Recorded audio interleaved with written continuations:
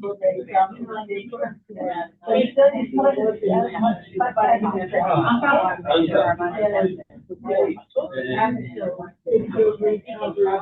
morning, ladies and gentlemen. It's 10 o'clock. We're going to start our meeting, please. We'll call the meeting to order. A couple of items. Michelle, who has been out all week, is still ill. She is hoping to join us by Zoom, and I think it's a regularly scheduled time of 9:30. But she is going to the doctor this morning, so we're not sure if we'll be seeing her or not. Also, Carrie is ill today. Carrie has been very helpful in setting up our Residents Association meeting this afternoon. And those things that she hasn't gotten done, Jason is scrambling around to do. So please come this afternoon at 2 o'clock in Flex Space. We can talk about our agenda there, and you probably have looked at it since you're conscientious people and keep track of things. Also, I'm happy to report that Larry Randall, who had requested being on leave for 2 months, January and February, has resumed his full membership on the council. He is not here today because of a scheduling conflict, but he will be here at the next meeting. So, the opening ears comments. Do we have participation from our guests? This might be a very short meeting.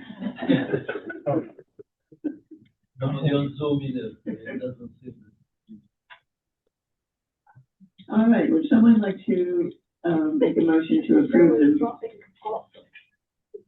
I'm sorry? Yeah, I'm sorry. Someone on Zoom is like... Would someone like to make a motion to approve the minutes of our last meeting? Second. Yakov and John. Any corrections or changes to the minutes?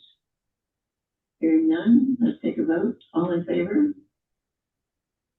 8-0. Thank you, Ina.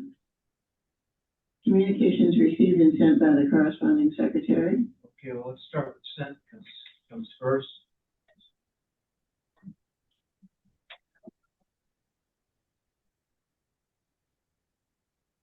Dear Sally Cross, the members of the Woodland Pond Residents Council commends the board for its recent efforts to strengthen contact and understanding between the board and Woodland Pond residents, as exemplified by recent inauguration of mutual contacts through periodic luncheons. We sense a growing willingness of the board toward mutual closeness, and we appreciate it. Now I have a response.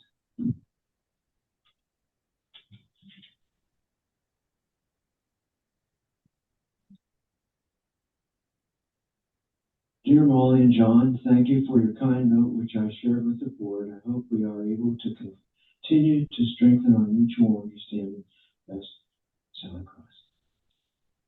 So that's very positive development in our efforts to increase communication with the board. Communications received and sent by the council liaison to the board. None at this time. Since the last meeting. Right. So we'll move on to committee reports. Dining. Margaret Nyhouse, liaison to the dining committee. The committee met on March the 3rd at 10 o'clock in the classroom.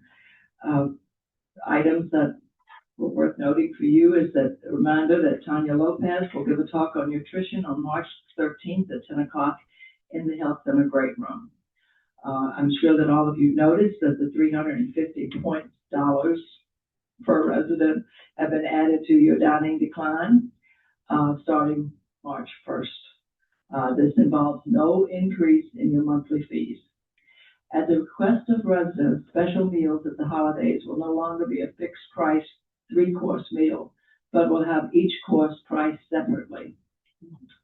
During the recent lockdown, the reminder notes that were in your takeout bags worked very effectively to generate a very sharp increase in the number of recyclable to-go containers that were returned to the dining room. So they thank you all, everyone. There was much discussion on why some residents do not come to meals in the dining room on a regular basis. Various reasons and suggestions for change were offered. And I'm sure the dining committee, as well as the chefs, would appreciate any points you have on that point. The best thing probably is to email them.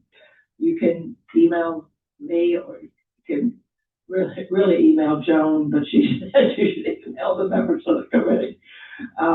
There will be specials, as they have been, on 5 days of the week, but there will be sometimes exceptions. And so if you are interested in one, your wait staff should offer it to you, but if they don't, they ask that you please ask them to what it will be. Any questions?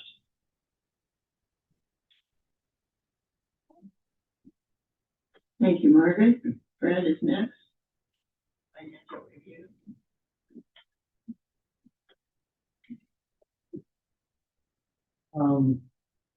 And we met on March 2nd. We discussed the January flash report, and questions were answered satisfactorily by Christie.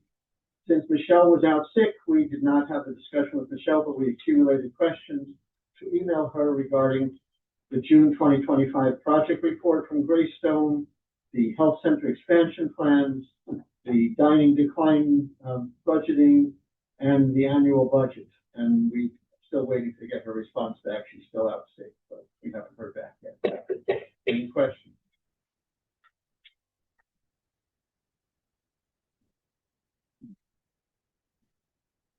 Let's have Yakov go next. He's not on the agenda, but he has a report from the Sustainability Committee. Thank you. 3 items. The Sustainability Committee made a suggestion to Dave Roberts to track to collect data on the recycling of materials because of the demolition, construction, and so on. We had some information about kind of general averages, typical averages of which materials get recycled, which don't quite do that. So we thought that it would be important that we have actual data, and he approved that immediately took it over. So I think he was already mentioning it in his weekly report. Materials typically that you could consider are masonry, wood, carpets, sheetrock, metals, and so on and so forth. So we thought it's important to actually get some real picture, not just averages. Any questions about that? The other point is the plans for Earth Week, which is approaching pretty fast, are continuing. We have weekly meetings. At the last meeting, or the one before, I forgot, it was decided that we will do our 9th Repair Cafe here at Woodland Pond as the opening salvo, I would say, probably for Earth Week, because we're doing it on Saturday, I believe it's the 18th, so it's just before the week starts.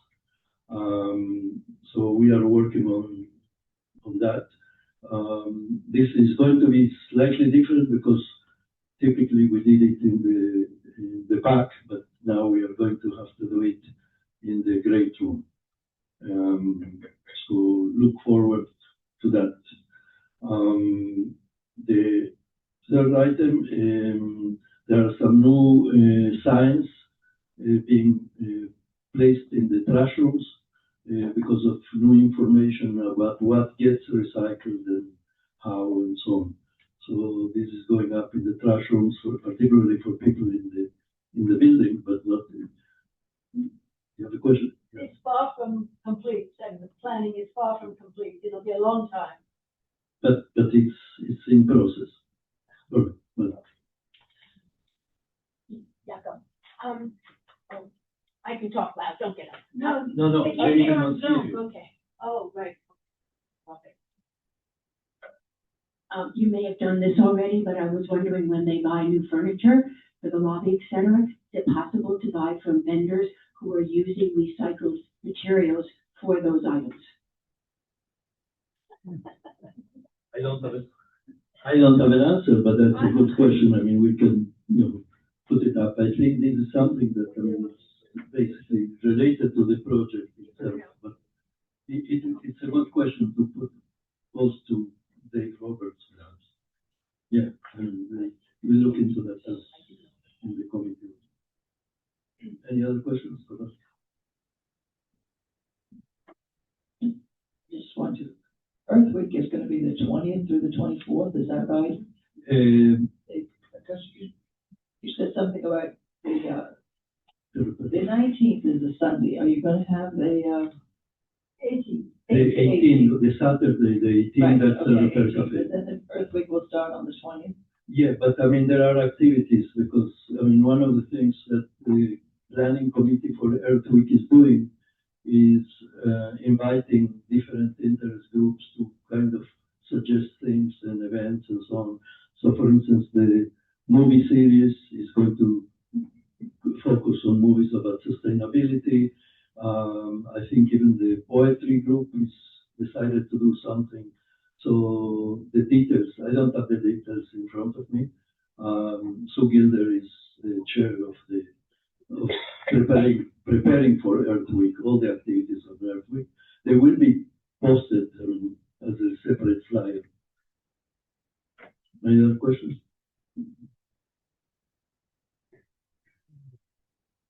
Thank you, Yaakov. Caroline, the library committee?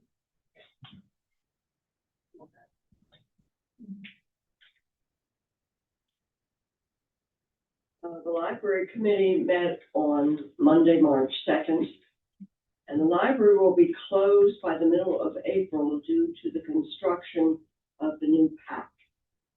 A temporary library will be set up on the third floor crossover and will include fiction and mystery. Others will be stored. Jean Hyatt reported that Arnoff Moving Company quoted $9,000 for the moving and storage. An anonymous donor has come up with $9,000. Maintenance will move the shelving. Wow, great. Any questions for Caroline? Yes, any questions? Oh. Brett. You need this. You need The certain books you said are being moved temporarily. What's going to happen to the copy machine and the computer? The copy machine and the computer will also be moved, and that will go in the lounge area there, in the middle part. Okay. Thank you. Great. Bridget 3, the Bridget 7.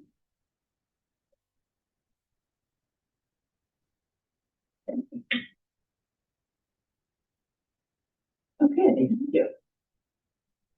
Anonymous donor. Margaret suggested to me that she and Yaakov and John, who have all been involved in the Go Icon review, could make a little report on what's happening. The meeting that was going on in here that we had to kick them out to start our meeting apparently had to do with that. So, Margaret? We met yesterday for the first time, and there was a representative from the company that was on Zoom and went through the setup with us. We got a link to the portal to get into the software program. It's very interesting. I had some fun last night trying to figure out everything, but I did get the icon on my phone and my laptop and my computer, so it's relatively simple and straightforward.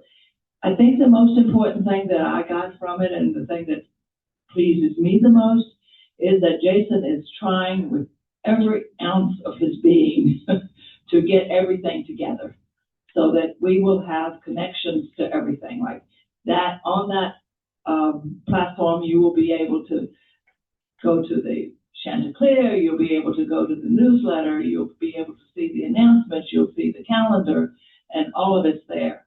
And you will also see the directory. And you will be able to choose exactly what of your information you want to have on the platform. You can just have your name and if you want your email, or your name, email, and phone number. But you can have other things. You can have your picture, you can have whatever else. It's going to be a learning curve, and he has asked that this group help with that, and they plan to have a work sessions for everyone. I'll let the other two add some other things that they might. I think the main issue is that there will be one single platform for the different routes of information that we are getting now. Some of them being pushed to us. I don't know if you know the term push and pull.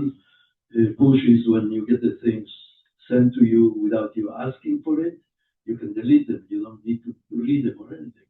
And the pull is when you are expected to go to the site to download or figure out what is in there. And the way I see it is there is a lot of human factors that go into how well this is going to be used, because some people are more at ease to go to sign it on things and select, and you will be able to select what things you want to get pulled and pushed to you. So, I mean, I think that that's an important thing, and you will be able to control the flow of information. My concern is that if people are not comfortable with using electronic systems, they may shy away from utilizing it to its full capacity, even to its partial capacity. That's the main thing.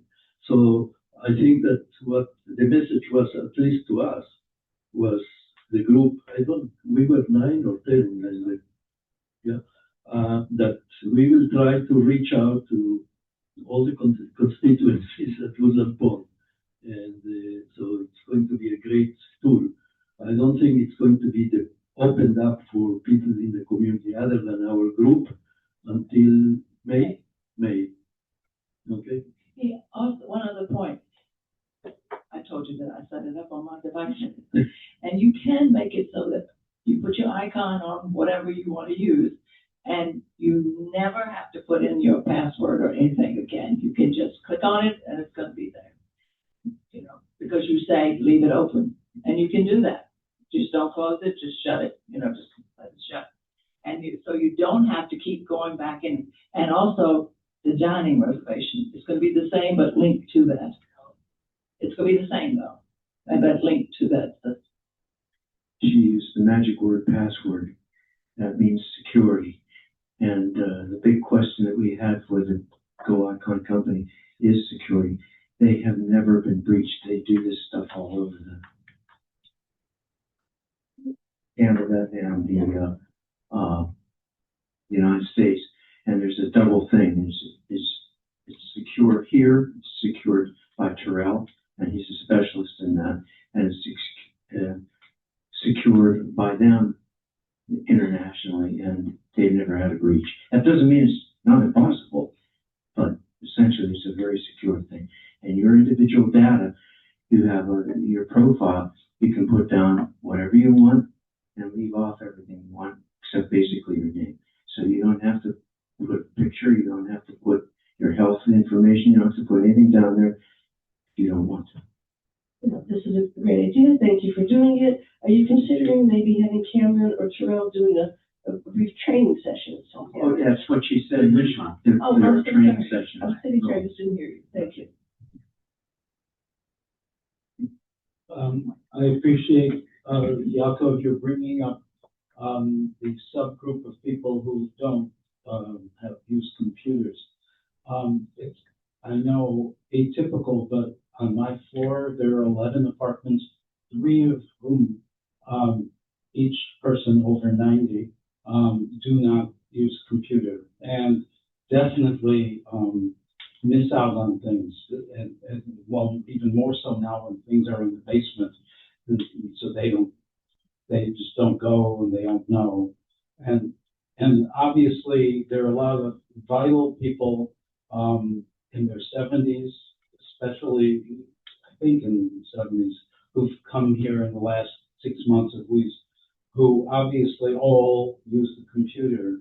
So this becomes an age issue because, people will age out or die out.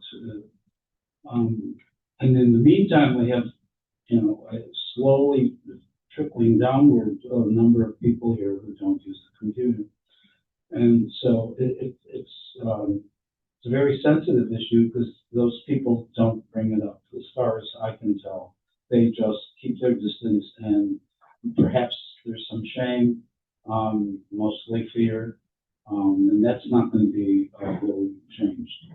So what can be done, I don't know, but I want to speak for those people, so I'm not one of them. It's also set up for fun. Yeah, but it's,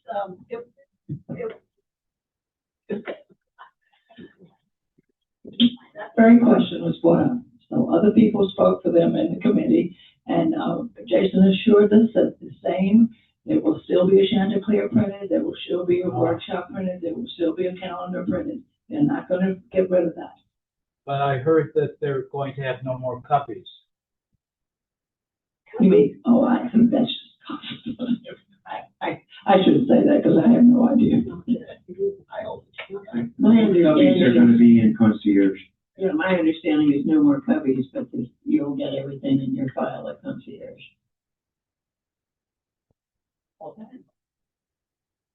Anything more, John?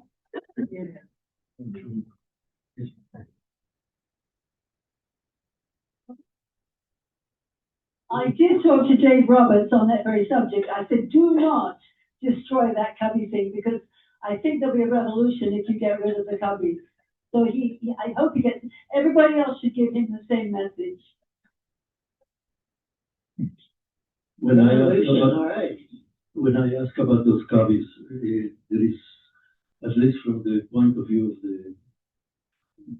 the front desk and so on, it's a double system because they have your files. You can just get your things on your files, or you can bring things to the cabin. I don't know about the revolution. I hope that there is not an armed underground. They're not comparable.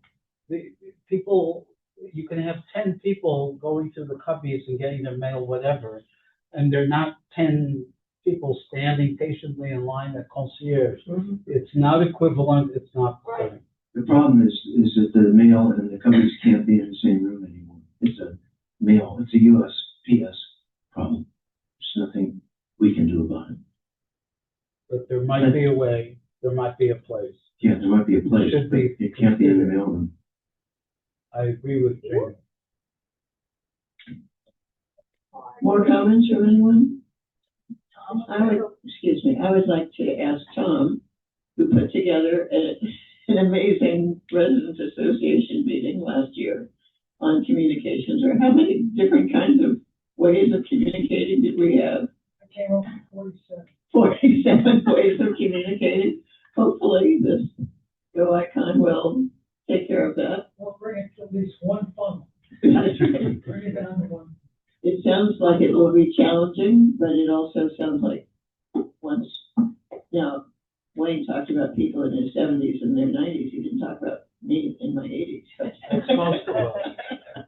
I'm hoping I'll be able to understand it enough to make use of it. It sounds wonderful. On the question of revolution, is it conceivable that the council should make a request to Dave Roberts and to the administration that some space be created for the guppies, that the council take a stand on this issue? Anyone want to respond to Carl? I would kind of like one to wait and see if it works the other way, but not, as June says, don't throw the cubbies away and keep it in the back of your mind, but let's give them a chance. Might work just fine.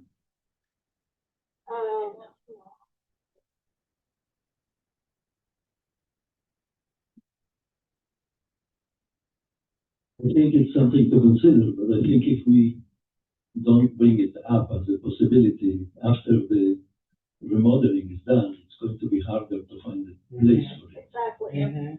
So if we want to bring it up, we should bring it up now. Yes, yes, yes. Make a motion. Just remember, everybody, that the copies are available 24 hours a day, and we only have until 9 p.m. when you can go to concierge. I'm hearing a lot of support for maintaining the copies from those present. Raise your hand. No, Oh. green. Make a motion. I make a motion, residents council send management a letter of concern about the copies.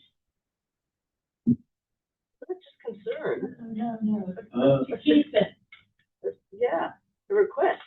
Yeah, a request, a preference that they adjust the construction to include space for the cubbies. They're opening in less than 2 months. The math room is opening in less than 2 months. I would second the motion as modified, the item 8 as modified by Carl. I believe the motion would then read something like the resident council requests management to find a new location for the cubbies. And we might, in our request, include our reasoning behind that, the kinds of reasons that we've heard today about availability 24/7 and the convenience of it and so on. Is there any discussion? There should be something in there about the possibility of modifying construction plans still, before it's too late.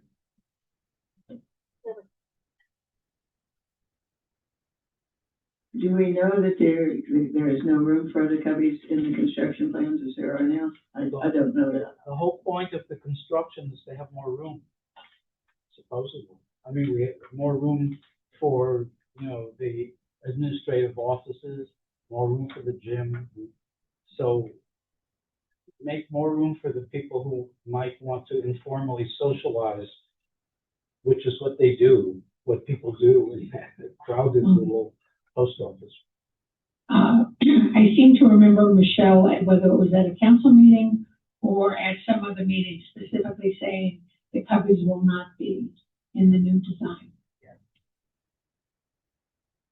I'm a little hesitant to assume that that's the case. I think we could word the motion to say that we request that the cubbies be included in the new construction at a location convenient for all the residents and available 24/7. I think it's a good idea. The pub, the library, the concierge, outside the concierge, there's lots of possibilities. The pub, the library, the concierge. Even by the concierge, I mean, Right, that's what I put a said. wall, Yeah. use one of the walls, the concierge. When they lobby. Any further discussion? Call for the vote. All in favor? Opposed? One opposed. Very interesting discussion. Thank you for adding the go icon to this. Do you have something to say, Jill, please? I just agree with Margaret that we should try it out before we just assume that the management doesn't know. That's not what we're assuming. We're not assuming. That's not the point. No, we're assuming human nature. Let's move on. It's 10:29, and we are hoping that we'll hear from Michelle. But we could move, because many of our old and new business items are items that she will be speaking to us about. We could discuss briefly, I think we're all organized for our meeting this afternoon at 2:00. It's in the flex space. We're set up for 5 committee chairs to present their missions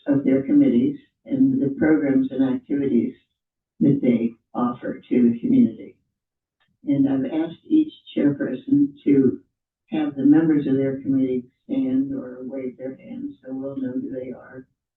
And also, the chair will speak of each committee will speak for 5 minutes, followed by 5 minutes of Q&A. And I'm going to set the timer on my phone because we're going to be there until 5 o'clock if we don't have some control over it, I expect.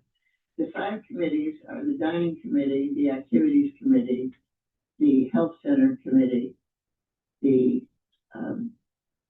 art and decor committee, and the library committee. And some of those committees, like the dining committee, the staff member who is assigned to support that committee will also be present. So Phil Cavallo, for example, will be there because the chair anticipates questions that only Phil could answer. So I hope you all will come. We will also have a handout, a one-page handout, which will list all 15 of our committees, our council-supported committees, and who the chair is and when they meet. Now, when they meet is subject to change, but as of now, we are listing the time and place of all the committees. The idea is somewhat to encourage people to participate. Oh, excellent. You see Michelle's iPhone. To encourage people to learn about the committees and to participate. Michelle, I see you there. Can we hear you? Can you hear me? Yes, we can. Welcome. Okay. We're going to do the same thing we did yesterday, which is no video. Okay. I'm sorry. Thank you for thank you for coming. I hope no video. Hope you're not harming yourselves by pushing too hard. How are you feeling? Oh, no. What's that? How are you feeling? So I finally went to urgent care this morning, because this has been 6 days in the making. So they've finally put me on something to kind of kick this, but otherwise I'm feeling much better. I at least am able to get onto Zoom calls, which was not the case for the first couple of days. So I appreciate the graciousness. Well, we appreciate your being here. You probably also know that Carrie is out today, so. Yeah, there's a lot. Yeah, there's a lot going around. I know we've been focusing on the GI bug, but there's just, quite a few things going around. So it's been a little bit of a brutal winter, obviously, from a variety of perspectives. Can you start off by kind of giving us a little summary of where we are with the norovirus and the partial shutdown and so on? Sure. So as I was indicating to Molly yesterday, our team held a Code Delta yesterday. And some of you are familiar with that concept. We've talked about that before. It's where our leadership and some of the support departments like infection control and others get together to address, whatever an issue of concern is for that particular day. So sometimes it's snowstorms, sometimes it's other things. In this case, it was to talk about the norovirus. And so we've had it on campus actively for about 3 to 4 weeks now. It was, as I've indicated in the past, 2 weeks ago, it was kind of just drips and drabs. And then going into that weekend, we had, almost 2 handfuls of cases pop up in skilled nursing and assisted living residents. And then it kind of moved into staff. And so roughly 2.5 weeks ago, we began working directly with the New York State Department of Health epidemiologists to make sure that our infection control protocols in place were what they wanted them to be. And that's a now daily conversation. They are endorsing everything that we're doing and recognizing that this is a very difficult virus to eradicate. It's different than even COVID or the flu, which are airborne or spread through droplets in the air. This is all based on surface and touch transmission and has a longevity of somewhere between 4 weeks and 4 months. So I initially was working under the understanding that it was 4 weeks. epidemiology has clarified that it can be between 4 weeks and 4 months, which is extremely disconcerting, obviously. It's prevalent all over the place right now. It's in the schools, it's in the hospitals. I think I mentioned corrections facilities, any place where there are high congregations of people. It's just kind of running like wildfire. It is a hard hitter. Several of you in the room have had it. It is hitting hard for, 12 to 18 hours and then sort of going on its way, but it's pretty violent. And obviously, we're concerned about that. The good news is that with all of the cases, with all the residents, we have not had any single resident need to go to the hospital for this, which is great, including even our most compromised people in skilled nursing. So the outcome of our Code Delta yesterday was to endorse and enhance the idea of bringing in additional staff to do really around the clock infection control, because we don't have the luxury of being able to completely close down. And I juxtapose that with Mohonk. And the reason I bring that up is many of you know that I'm on the board there, and Tom Smiley, who is the CEO, is on our board. They had a terrible norovirus outbreak 5 or 6 years ago. And, for every week they're closed down, it's $1 million lost. So for them, they were highly motivated to find a solution. So we actually reached out to Tom before our Code Delta to understand what they did to ultimately eradicate it. They had the luxury of being able to close the hotel down. We don't have that opportunity. So we were able to pick up some tips from him, but the primary guidance is coming from New York State Department of Health epidemiology. We put in additional protocols for staff requirements in terms of sanitizing and cleaning their workstations, including even if you have a mobile workstation, which would be a maintenance cart, a housekeeping cart, really kind of increasing what needed to happen there. And then we talked extensively about, the pros and cons of keeping congregate activity open. So in independent living, the decisions are completely ours to make. There's no regulatory guidance on that. So similar to with COVID, we have to make our own decisions. And currently we are comfortable with where we are, allowing for congregate activity and no masking. The thing about the masking with this case, it's an interesting thing. So when we asked everyone to put masks on in independent living a week and a half ago, it was for the reasons that we outlined, which are it creates a physical barrier to touching your mouth and nose, which is how this gets transmitted. Further discussion among our team recognized that it may not be that clear cut, because I think all of us know that when we have a mask on, we're more prone to touch our faces, even with the mask on, because we're adjusting the mask, we're moving it around, we're moving it to talk to people. So that might have created an inadvertent, not fully protective situation. So it's kind of like a catch-22. You're kind of damned if you do, damned if you don't. And the hand washing is really critical. So given all of that, we're comfortable with where we are right now in independent living. So then the question becomes, what happens with the health center? And of course, this is what happens in New York State. The guidance coming from assisted living leg of DOH is completely different than coming from skilled nursing. So assisted living wants all congregate activity stopped, all congregate dining stopped, and for that to be the case until 48 hours after the last symptom in a person that's been identified as being sick. In skilled nursing, they don't have the same prescriptive requirement to stop congregate activity. They really leave it up to the provider. But at Woodland Pond, we've always treated the whole health center as one congruous unit for these kinds of purposes for infection control, because our staff float. And it's too difficult for us to say, this is what you do on skilled, this is what you do for assisted living. So we just make the same rule all across the board. So we are following the assisted living rules, which indicate that as long as we have a staff member that works in the health center or a resident in the health center that is sick with the norovirus and has symptoms, that we have to be 48 hours symptom free before we can resume congregate dining and congregate activities.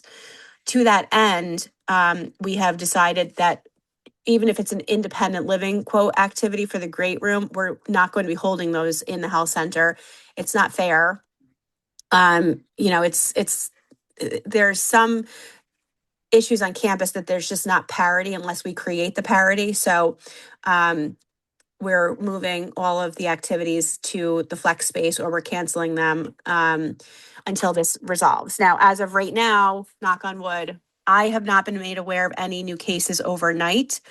So we are right now slated, I believe, to open back up maybe Saturday morning, but we're really trying not to be too concrete on that because it's a very fluid situation. And the intention is we will know the morning of, and then be able to resume activities quickly. So that's kind of where we are. I can take any questions on that. Any questions?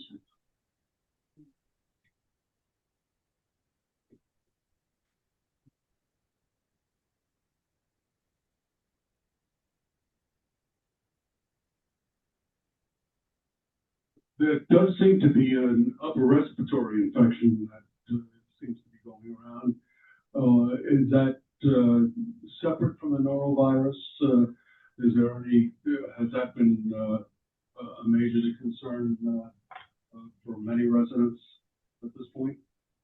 So interestingly, knock on wood, we have not had any cases of upper respiratory infection, RSV, flu-like symptoms, anything like that in the health center at all. We have, as of yesterday, become aware of maybe a handful of residents in independent living that are reporting a pretty gnarly cough.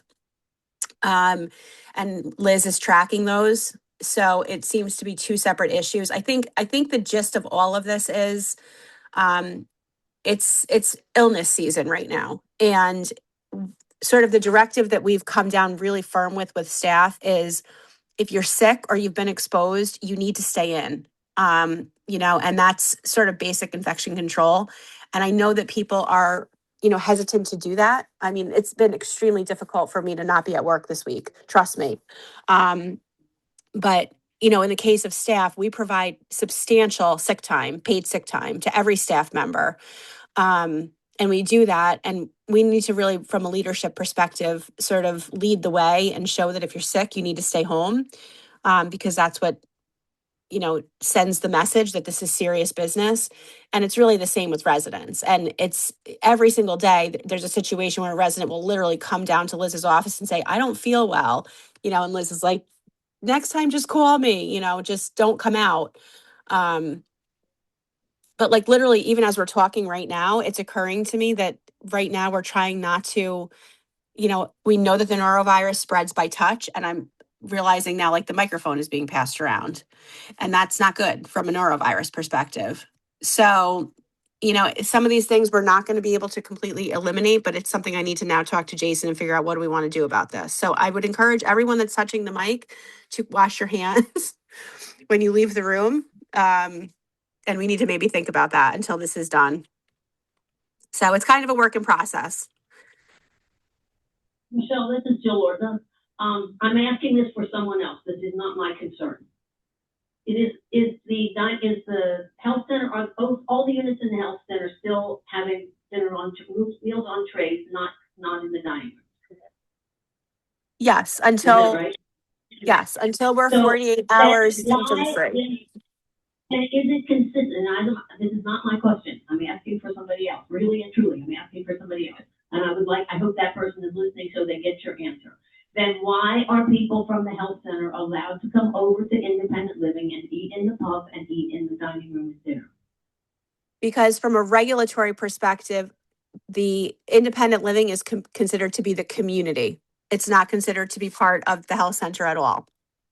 So it's the same kind of thing. Like, for example, let's say that somebody has, and I'll use just an example that does come up all the time in reality.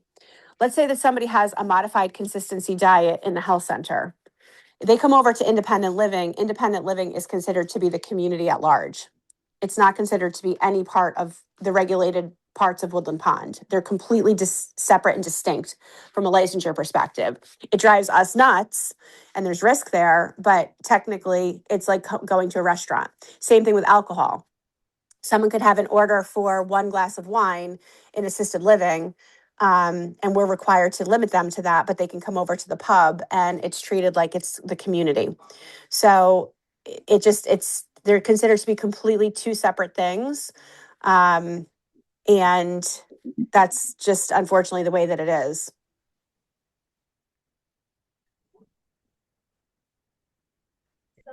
Any more questions for Michelle on this topic? Thank you for the very thorough explanation. Taylor, do you have a question? Well, I'm just.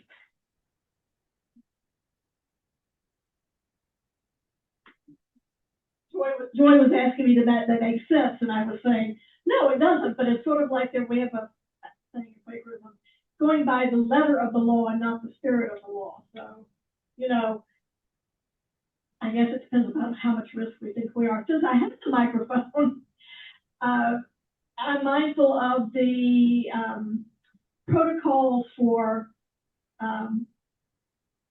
passing illnesses that I had to observe once when I got on a cruise ship and there was a problem. And one of those, and I think that if we put them out there, it would maybe help all of us. And one of those is, just like with the darn microphone, if you use the stairwells and you put your hand on the railings, elevator buttons are really a good place to pick things up. So use your elbow, use your phone edge, things like that. If you use the bathrooms, the public bathrooms, those are good places. Remember to use a paper towel to turn the water faucet off and to open the door to leave. I mean, it's all I'm saying that's totally right because, but if you get used to it, it's really, really helpful. And that's since we live in a community like this, we need to remember that, the places that people touch all the time are the places we want to put something between us and that thing. So yeah, and you're absolutely right. I mean, you couldn't, you're right on point. And I agree.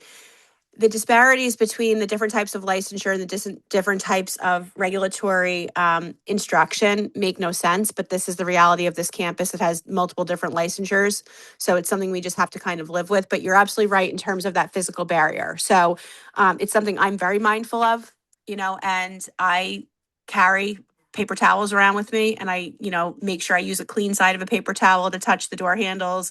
I'm very cognizant of the railings. And the elevator buttons and all of that. And, it's really important that people understand the extent to which you need to physically wash your hands and that it needs to involve soap, hot water, soap again, really scrub nails. But, we're really not seeing too many norovirus cases, knock on wood, in independent living. And, I'm hoping that as soon as we have it be warm enough where people feel like they can open their windows and their balcony doors and things like that, that they're doing so, because some of this is particle based to the upper respiratory things. And also keeping in mind, you go into doctor's offices, you go to the grocery store, like these places are all Petri dishes right now. So it also wouldn't hurt for everyone to necessarily think about either knowing your own body and knowing the protocols. But like, for example, I've been taking zinc. I've been sending my daughter tons of, vitamins and zinc and things like that because she's at college. It's just, it's kind of everything. But I think we kind of just have to expect that this is the season of it. And the most important thing is to communicate with us if you've been sick or you've been exposed so that we can be tracking these things. We keep line lists on every unit, including independent living. So as soon as we become aware of something, we're tracking it. And that's how our team communicates. We do have a full-time infection control RN on campus, which a lot of people don't realize, and an infection control team. So, we're well in hand. And as I said, DOH said we're doing everything that we can, but some of these things are just really virulent. Okay. Having had this once and finding out you can get it again. I appreciate your tips, Taylor. I'll be more conscientious about more things. Any other comments on the norovirus and other germs living with us? Okay, Michelle, could you talk a little bit about the passage of the vision, mission, values statement by the board and what that means for how that's going to be implemented and any changes that might be made that we can look forward to? Sure thing. And if I may have the luxury, I'm going to go then right into the conversation about board and resident council interaction, just because I do have a Leading Age New York cabinet meeting at 11 o'clock. So as you are all aware at this point, the board did mission vision and values that was presented by the group with very minor modification. And so that has now been adopted. And my team is in the process right now of beginning to operationalize that. And that's going to be primarily operationalized in two areas. One is with employee relations, and we are on the cusp of rolling out a revised employee relations alignment project, which in a nutshell basically means that all of our employee recruitment, onboarding, education, evaluation, progressive counseling, everything and from an employee relations perspective is going to be aligned to primarily the values, the mission and the vision as well, but each of them is going to be aligned to the values specifically. So we're going to be able to tie directly each part of our orientation, each part of our education, our evaluations, everything will be tied to those values. So that is extremely important and exciting. And that's a process that's going to be rolled out. We have a schedule to do that alignment project over the next 6 months. I've rolled it out with my executive team, and it'll be a step-by-step process, and we'll go from there with the employees. On the strategic planning side of things, it will be a very similar process to where the values will drive the strategic plan. And the strategic plan will be designed or updated in a way that allows us to focus on those values and really to measure them. As we have talked about in the past, the strategic plan, the new strategic plan will be adopted by the board if we hit our targets at the June board retreat. And it will be a fully integrated strategic plan, which means a 1 or 2 year HR strategic plan, a 3-year IT strategic plan, a 5-year financial strategic plan, a 2-year marketing plan, and a 5-year capital plan. So it will be a strategic plan in terms of driving long-range planning for Woodland Pond, but it will have each of those additional elements and tied to the values. So that's all very exciting, organizational wellness type things. Any questions on that before I move into board and RC relations? Hi, Michelle, this is Jacob. Will you comment on the aspects on sustainability? Because we had a long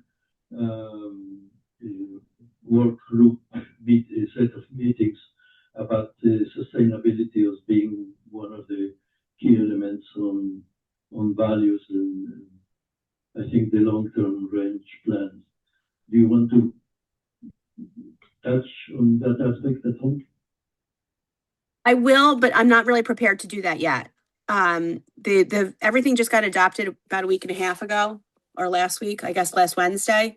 And I've been, with not having all my cylinders firing for the last few days, haven't really been able to get into the nitty gritty and so much on the strategic planning side of things. So give me a couple weeks, Yakov, and I'll be able to more fully report on that. You'll have a couple of months. Okay. So just touching anything else, Molly, on that, or should I move into the next topic? I'm not seeing any hands. Okay. I think that you did a nice job summarizing our conversation yesterday, Molly, and I would just, sort of officially for the record, I just want to make sure that everyone understands I don't really speak for the board. So anything that I'm saying is just a reflection on board meetings that I have attended. And so the latest board meeting was Wednesday, the 25th. And the board although it was a special meeting with a special agenda, the board did have some time to touch on the opportunity for the resident council and the board to have more exposure to one another and the residents as a whole with the board as well. And we explored a couple of the different options. It had been raised, I think, at one point to potentially think about, rather than doing lunches, which have obviously a limited audience, to do like a wide scale kind of thing, like a happy hour or a coffee hour where it was more like mix and mingle. The sentiment of the board to an extent was that those kinds of experiences have been available between the board and residents for many years. Our board members have been invited and have attended the galas, for example, and other things, other, larger scale events like the grand opening or for the ribbon cutting for the PAC capital campaign. And their observation is that those are sort of very, very surface level, more pleasantry type interactions. And I don't think that that's really what the resident council and the residents are seeking. I think they're seeking a little bit more meaningful interaction. And we would look for guidance on that. But if it is true and the residents are looking for more meaningful interaction, the opportunities I think that are really kind of already there before us are to do things like the lunch, which, yes, it might be a smaller audience, but if we do them monthly and we can do, 5 to 6 residents every month, that accumulates pretty quickly. And that's a really nice opportunity. The resident or the board members that attended said that they found it very valuable and felt that the residents seemed like they did too. We would look at beginning those at 11:30 on the Wednesdays before management Q&A. So we would align them every month to start at 11:30 and then allow for the residents, for the directors to attend the management Q&A if they want to. Spitballing with Molly yesterday and kind of building off of that. I also think that it might be good to consider potentially inviting board members to come to the Men's Coffee or the Women's Connect, because those are already events that exist to, get groups together, and it's a more intimate discussion opportunity. And maybe not every time, but maybe those groups could say, okay, once every 6 months we would invite them or whatever, but that's an opportunity.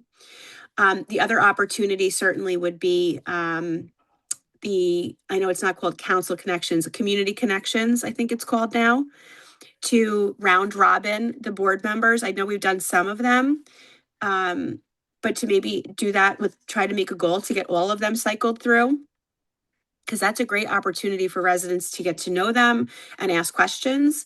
So I think there's some opportunities there. And Molly and I talked about maybe having a work session to talk about that some more. And anything that, wants to be posed to the board to consider can certainly come through the board liaison on that. It doesn't need to come through me. I personally think those are great suggestions. I really appreciate the thought that the board has put into how to maximize their desire to get to know us and what we're thinking about. Are there any comments from the council members or the audience on what Michelle has been describing?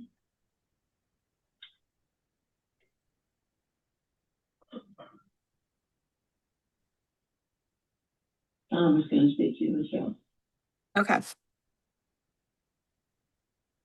Yes, one of the other initiatives we want to do is for the next association quarterly meeting, Dave and I will present what it is to be a resident director, and we've invited the board to join us at that, so there'll be further discussions.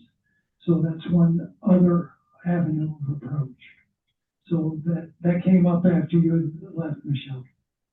I think, yeah, Molly mentioned that yesterday, and I failed to mention it in my little overview there. The other thing, just quickly before I drop off, is Molly and I talked about the potential improvement or enhancement of the role of the liaison to the board and ways that the board may more fully disclose to the residents what is being discussed beyond the minutes.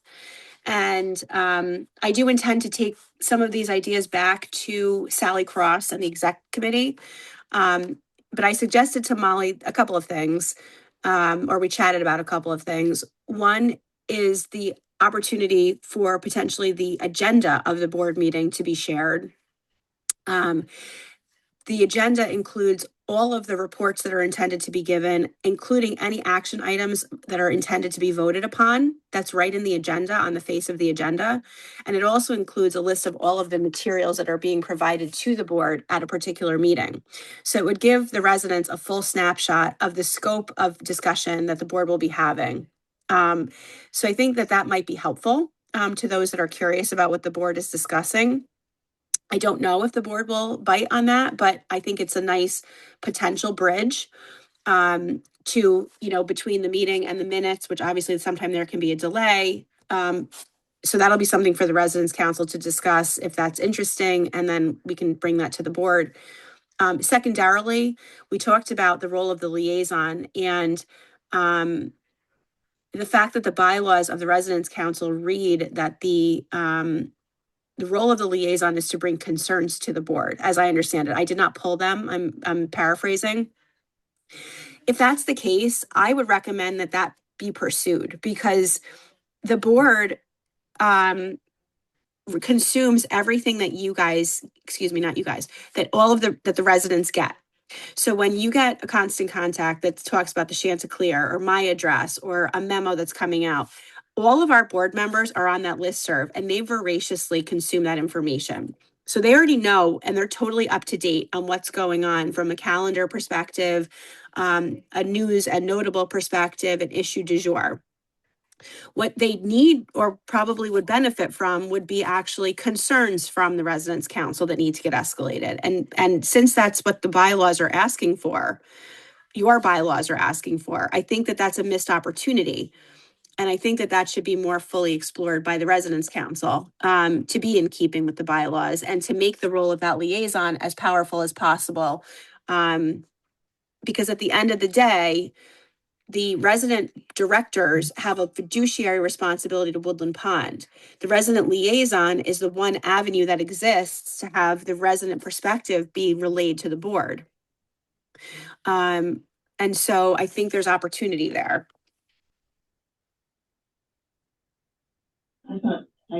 I will confirm that the bylaws say concerns are to be conveyed by the liaison. And I think this is an important aspect that we have not been following through as a council. One of the reports that the liaison has been making to the board since I've been on the council have been well-written one-page summaries of what's been going on at Woodland Pond for the past month. And I suspect that many of the board members are familiar with that information already. I know, Michelle, you have to leave. And if you don't mind, I will explain to the council and the people here the idea we had about how to gather the concerns that we would then possibly convey to the board if we can't resolve them here. Yeah, I'd welcome that. And I would just invite that if there are any follow-up questions or thoughts, just send me an email and I'll go from there. Great. Thank you so much. Hope you feel better. Thanks, everyone. I'll hopefully see you tomorrow. Hope so. Okay, what Michelle suggested, which I found very interesting and very, possibly very helpful to all of us, is she pointed out that we have a very strong committee structure established in our bylaws and in our system here. And we have council liaison to almost all of the 15 committees. And the reports that the liaisons make to the council should include and should perhaps emphasize the problems that the committees are seeing, because the programs and the activities that the committees are doing are publicized elsewhere. We know about that. So if the liaisons if the committee liaisons could bring to the council concerns that the committees have, the council can look at them and decide what they might want to do about that and talk to management about that. And then if these concerns are not resolved, the council liaison could take them to the board. That's our general idea. And what Michelle's general idea, she has the big picture. And I thought this was a good idea, personally. What she suggested is that we might, in the near future, set up a work session with the council and the chairs of all the committees to discuss this and to talk about how it might work. So that's something to think about for the near future.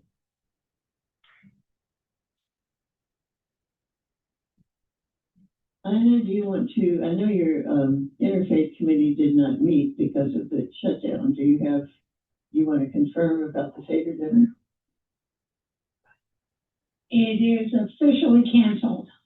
There is no plans to do that. I do know that some residents have talked about making small Seders in their apartment.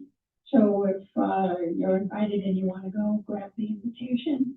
We will bring this up at the March 23rd meeting, the idea of the ad hoc committee for the future. And we will also discuss at that time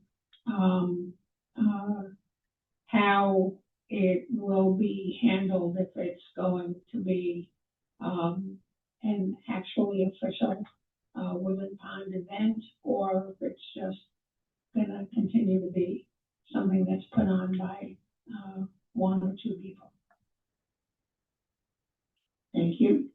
I also put on the agenda the roundtable discussion of talking about the sudden staff departures. Did anybody go to that? It was canceled. Oh, it was supposed to happen this week and she was not present. Okay. What is it?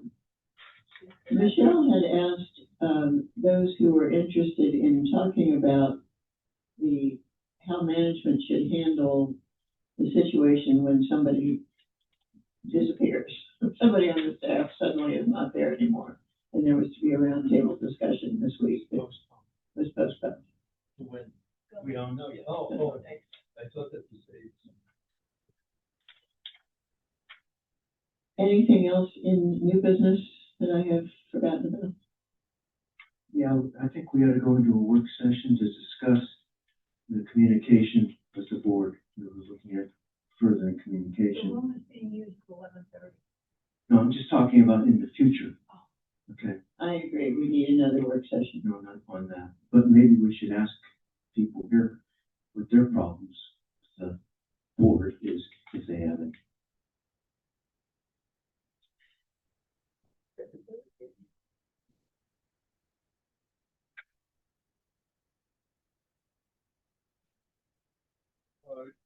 One of the things that Michelle mentioned was the fiduciary responsibility, and the groups that represent CCRC residents do feel that there can be dual fiduciary responsibility of the board to the bondholders and to us.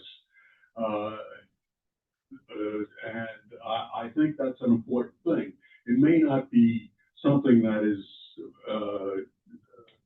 in writing, but at least if we know that they are aware of the fact that when some decisions are made, that it really can impact us by taking up funds that would be otherwise used for dining or for other things for ourselves, and it's a long-term project, that there is some input that way. And I would hope that that sort of thing can be improved or talked about at least. Other comments? I think that the Financial Review Committee covers an awful lot of that, but it takes over time. And there have been some issues that have come up there that the board has been dealing with for 2 to 3 years. And it can't say just because they didn't discuss it this month, that it wasn't discussed a year ago. It's pretty comprehensive when they go down that balance sheet. I think if the board, approves the idea of our looking at the agendas of their meetings, that can be very helpful. Does that imply we can request additions to it? No. No. No. But we know what they're talking about, we can then follow up and ask questions after. Yes, right. Shall we move on to our second ears before we close? Any comments from our residents here? Okay, well, I thought this would be a short meeting and I was mistaken. Adjourn. Move to adjourn. It is 11:10. Fred, second. All in favor, yes. Please come this afternoon at 2 o'clock. It's gonna be an interesting program. Yes, I know.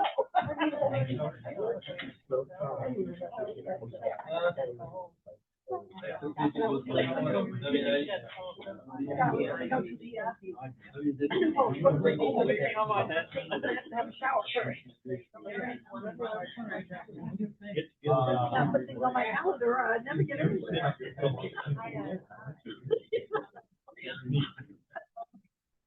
You get that out soon.